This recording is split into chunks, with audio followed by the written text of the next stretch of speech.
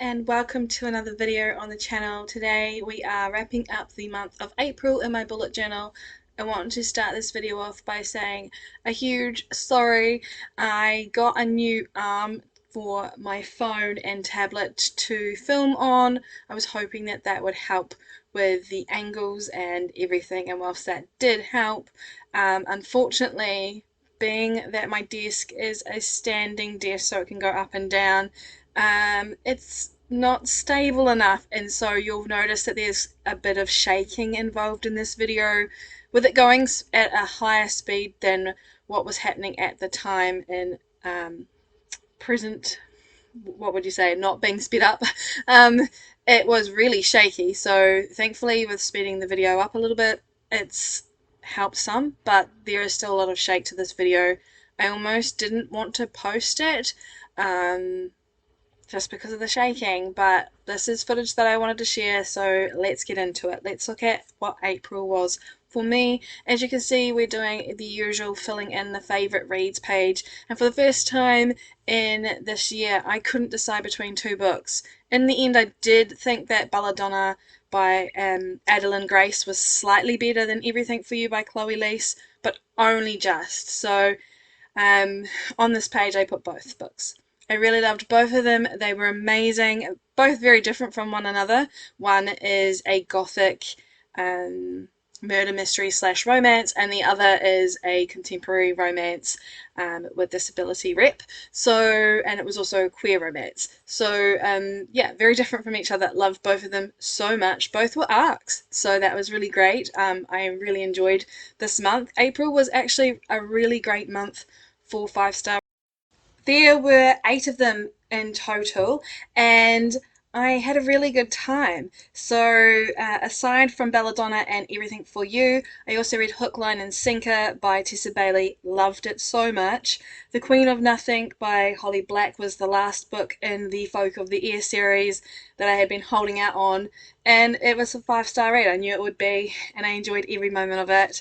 I read the entire series of Heartstopper, and 3 of the volumes I gave 5 stars to. Really love the representation in these graphic novels. They were just so heartwarming and overwhelming, actually, and just the representation of so many things that really should be talked about were amazing. And I also read Ugly Love, and I gave it 5 stars because it made me cry.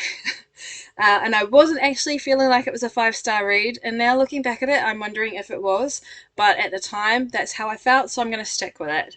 Other reads of the month that I really enjoyed that weren't 5 stars, I had Beach Read by Emily Henry.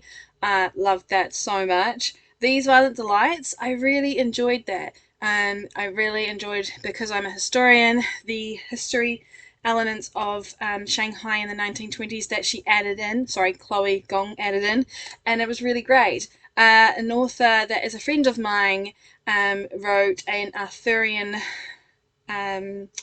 fantasy, and it's called the Malevolence Mark by Ripley Grimes. I really enjoyed that. I gave it 4.5 stars. So yeah, it was a really, really good book. And there were some other ones in there that I really enjoyed. The lowest rating I gave was 3 stars for this month, so that's different from last month. Let's get into the stats real quick. And I read 24 books over the entirety of April, which I think is the second highest of the year, or is equal with January. I think I did 24 then as well. 17 books of that were novels, 3 novellas and 4 graphic novels. I read 7,553 pages, so that's lower than last month. I did, however, have 8 physical books, so that's the highest I've ever read in a month, and 16 were ebooks. 3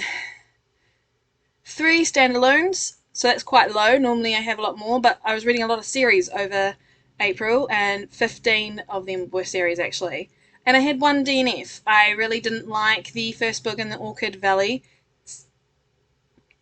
series by Lexi Ryan, and I really liked the prologue but didn't enjoy the first book, so I gave up on that series. My average rating was 3.97, and that's higher than before, obviously, because this is the month that had the most 5-star reads.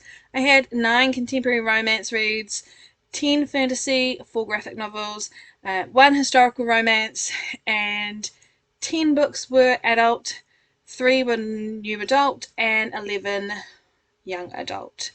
I think that's it.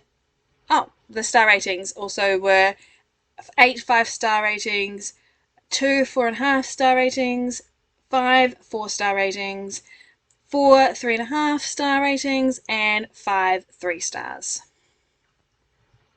See, I've basically just filled in everything else like I normally do. I didn't show the front of the book this time round.